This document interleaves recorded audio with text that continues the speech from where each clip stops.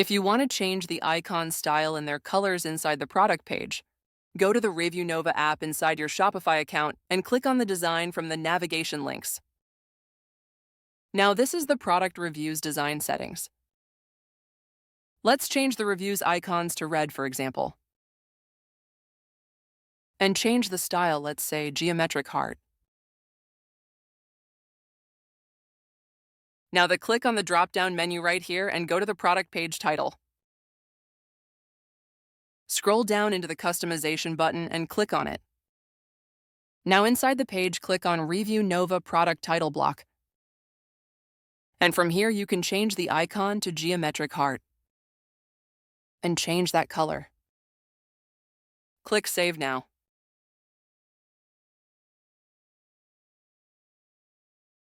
Now you must see the result being reflected on this page after click the refresh button.